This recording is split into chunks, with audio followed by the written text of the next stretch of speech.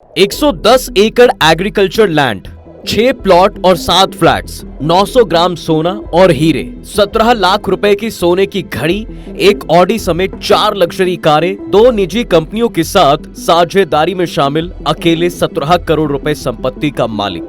सुनने में किसी अमीर बिजनेस पर्सन के एसेट्स लग रहे होंगे, मगर चौंकाने वाली बात यह है कि ये किसी अमीर इंसान के नहीं बल्कि एक प्रोबेशनरी आईएएस ऑफिसर के एसेट्स हैं, जिसने ट्रेनिंग में आने से पहले ही काफी बड़े शौक पाल लिए थे।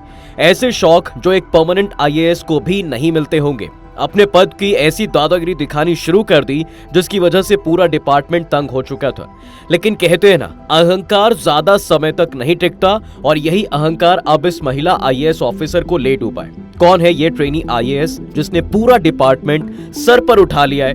कैसे हुई इसकी भर्ती में धांधली? क्या सरकार अब कुछ एक्शन लेगी? चलिए जानते हैं आज के इस वीडियो में।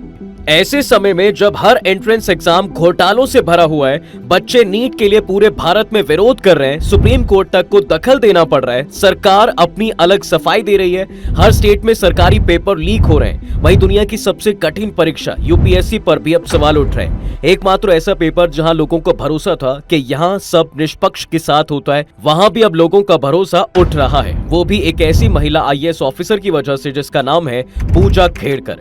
महाराष्ट्र के अहमदनगर जिले में तहसील है पठारदी। वहां कई राजनेताओं और नौकरशाहों वाला एक परिवार रहता है, और वो कोई और नहीं बल्कि पूजा का परिवार है। पूजा के पिता दिलीप राव खेड़कर एक रिटायर्ड आईएएस अधिकारी हैं, जो महाराष्ट्र पॉल्यूशन डिपार्टमेंट बोर्ड के लिए काम करते थे। इसके साथ ही वो एक पॉलिटिशियन भी है, जिन्होंने 2024 का लोकसभा चुनाव वंचित बहुजन अगाड़ी पार्टी से लड़ा और इसमें 15,000 वोट भी मिले।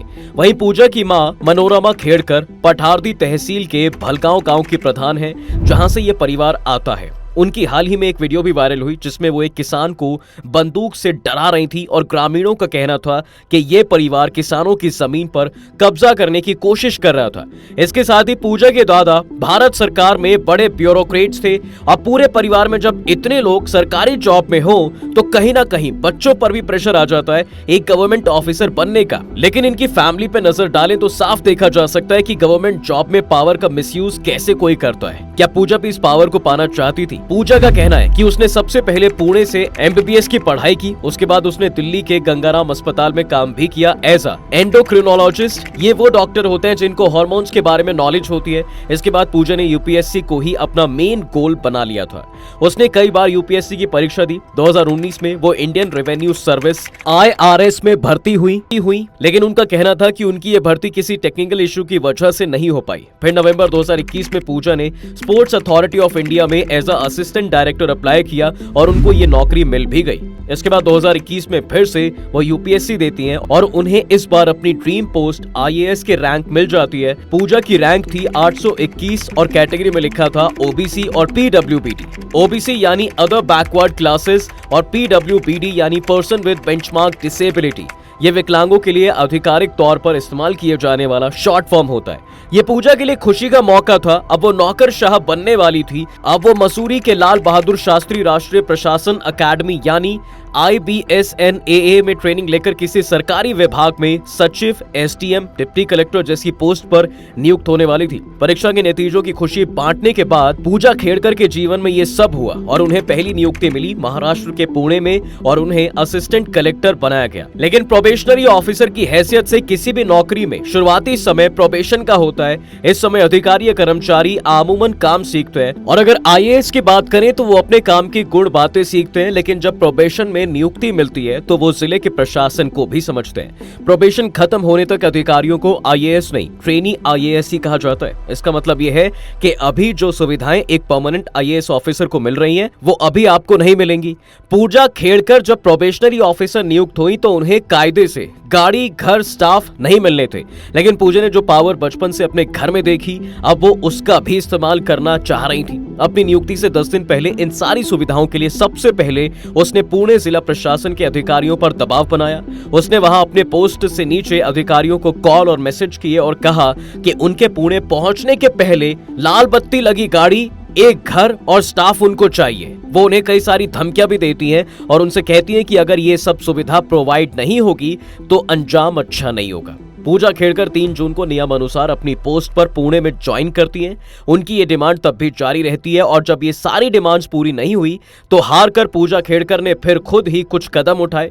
सबसे पहले वीआईपी नंबर प्लेट वाली अपनी निजी गाड़ी पर उन्होंने एक लाल बत्ती लगवाई और बाद में एक महाराष्ट्र शासन का स्टिकर चिपका दिया। दूसरा कदम उन्होंने जो उठाया उसमें अपने ही जिले के एडिशनल कलेक्टर के चैम्बर पर कब्जा कर लिया, जिस समय एडिशनल कलेक्टर छुट्टी पर गए हुए थे। पहले तो पूजा ने उनके कैबिन में अपनी नेम प्लेट लगवाई और उनकी नेम प्लेट हटवा दी और उस टेबल पर पूरा अपना सामान सजा दिया। पूजा खेड़कर की इन सारी डिमांड्स की सूचना पुणे कलेक्टर के पास पहुंची। पुणे कलेक्टर ने सबसे पहले इन डिमांड्स की एक लिस्ट बनाई और उसे राज्य के चीफ सेक्रेटरी के पास भेज दिया। पुणे कलेक्टर ने खुद अपनी रिपोर्ट में बताया कि पूजा की ट्रेनिंग पुणे में नहीं करानी चाहिए थी। पूजा पर कुछ और इल्जाम भी लगे, जैसे उन्हें जो ऑफिस दिया गया था उसमें अटैच बाथरूम ना होने की वजह से पूजा ने उसे रिजेक्ट कर दिया और ज्वाइनिंग के पहले वो अपने पिता के साथ आई थी।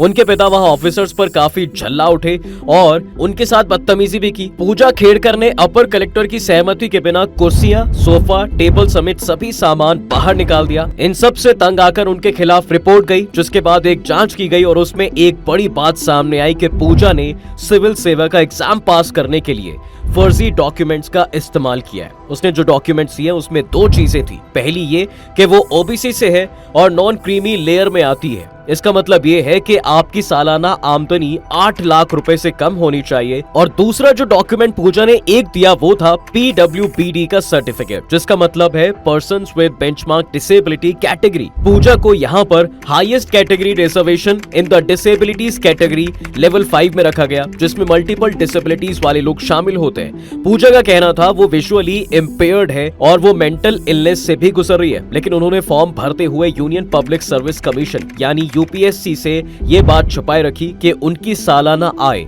8 लाख से कहीं ज्यादा है। उनकी जांच में खुलासा ये हुआ कि पूजा ओबीसी क्रीमी लेयर में नहीं आती है और वो आरक्षण का लाभ उठाने के लिए हकदार नहीं है। पूजा के परिवार के पास 110 एकड़ कृषि जमीन, 1.6 लाख वर्ग फीट में बनी 6 दुकानें, 7 फ्लैट, 900 ग्राम सोना, 1 लाख की सोने की घड़ी, 4 कारें, 2 प्राइवेट लिमिटेड कंपनियां और एक ऑटोमोबाइल फर्म में भागीदारी है। इसके अलावा खुद पूजा के पास 17 करोड़ की संपत्ति होने का भी दावा किया जा रहा है। ये जानकारी सामने आई साल 2024 के लोकसभा चुनाव में, जहां पूजा के पिता दिलीप खेड़कर ने वंचित बहुजन अगाड़ी के टिकट पर चुनाव लड़ा। चुनाव हार गए, लेकिन चुनाव का पर्चा भरते हुए उन्होंने एक हलफनामा दिया जिसमें उन्होंने अपनी संपत्ति के बारे में बताया था। उनकी संपत्ति 40 करोड़ बताई गई। इन बातों में यह आरोप तो साफ होता है कि पूजा खेड़कर ओबीसी कोटे के तहत आरक्षण का लाभ क्रीमी लेयर के चलते उठाने लायक नहीं है, लेकिन फिर भी उन्होंने ऐसा किया। इसके अलावा उन्होंने विकलांग लोगों की कैटेगरी का भी लाभ उठाया। यूपीएससी सिविल सर्विस का फॉर्म भरते हुए उन्होंने दावा किया कि वो विजुअली इम्पेयर्ड है, साथ ही मानसिक रूप से अस्वस्थ भी हैं। उन्होंने अपने इन दावों का समर्थन करते हुए अपनी इन विकलांगताओं के मेडिकल सर्टिफिकेट भी जमा किए। एग्जाम में सफल हो गई तो उनके डिसेबिलिटी के दावों को चेक किया जाना था, यानी कि जब कभी कोई भी यूपीएससी या कोई भी एग्जाम किसी डिसेबिलिटी की कैटेगरी में क्वालिफाई करता है तो उसकी सच्चाई की पड़ताल करने के लिए मेडिकल जांच करवाई जाती है। इस केस में यूपीएससी ने पूजा से आग्रह किया कि वो दिल्ली में स्थित all India institute of medical sciences यानी एम्स से अपनी मेडिकल जांच करवाए। 22 अप्रैल 2022 एम्स में जांच की पहली तारीख पूजा को दी जाती है, लेकिन पूजा कहती है कि उन्हें कोरोना हुआ है और वो नहीं आ सकती है। 26 मई 2022 एम्स में जांच की दूसरी तारीख पूजा को दी जाती है। इस बार भी वो नहीं आती और अगली तारीख मांगी। 27 मई 2022 दिल्ली के सफदरजंग अस्पताल में उन्हें बुलाया गया। पूजा इस बार भी नहीं आई। अगली डेट फिर मांगी गई। 1 जुलाई 2022 एम्स में जांच की एक और तारीख, पूजा इस बार भी नहीं आई। 26 अगस्त 2022 एम्स में जांच की एक और तारीख, पूजा तैयार हुई, कुछ प्राइमरी जांचें हुई। फिर 2 सितंबर 2022 एम्स में एमआरआई जांच की डेट थी। इसमें उनके विजुअली इम्पेयर्ड होने की जांच होनी थी, लेकिन पूजा नहीं आई। एमआरआई वो जांच थी जिससे ये साफ हो जाता कि पूजा सच में विजुअली इम्पेयर्ड है या नहीं, और अगर है तो आंखों में कमजोरी का कारण क्या है। मगर एम्स में जांच करवाने के बजाय पूजा ने किसी प्राइवेट क्लिनिक में एमआरआई करवाया और उसकी रिपोर्ट यूपीएससी को भेज दी। यूपीएससी ने इसे रिजेक्ट कर दिया और इसके बाद उन्होंने सेंट्रल एडमिनिस्ट्रेटिव ट्रिब्यूनल यानी कि कैट में मुकदमा दर्ज किया कि पूजा खेड़कर का आईएएस में चयन खारिज किया जाए। पूजा के वकील वैभव कुलकर्णी ने कैट को बताया कि उनकी क्लाइंट पूजा को एक मानसिक बीमारी है जिसे क्लॉस्ट्रोफोबिया कहते हैं। जिसके कारण उनका MRI स्कैन नहीं हो पा रहा है। इसके अलावा क्लॉस्ट्रोफोबिया का मतलब होता है कि बंद जगह का डर होना। वैभव ने अपनी दलीलों में MRI स्कैन ना कराने की बात कही, लेकिन मेडिकल जांच अलग तरीके से कराने के लिए कहा। कैट ने ऐसा करने से साफ इनकार कर दिया, जिसके बाद पूजा अपने केस लेकर मुंबई हाई कोर्ट चली जाती है। बॉम्बे हाई कोर्ट ने पूजा के पक्ष में फैसला सुनाया। उन्होंने कैट की जांच रोकने की बात कही। एम्स नई दिल्ली से मेडिकल जांच अलग तरीके से कराने को कहा गया।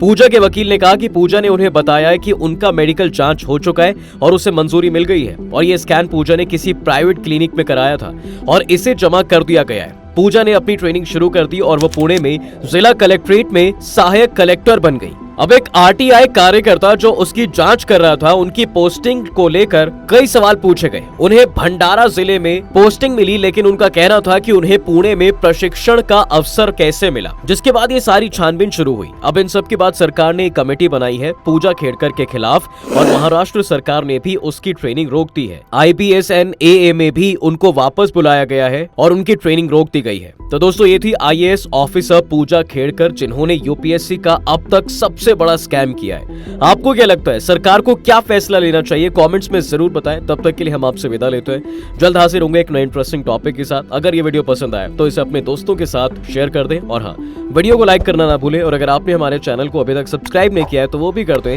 साथ ही बेल आइकॉन प्रेस करना ना भूलें ताकि हमारी वीडियो आप तक जल्द से जल्द पहुंच सके।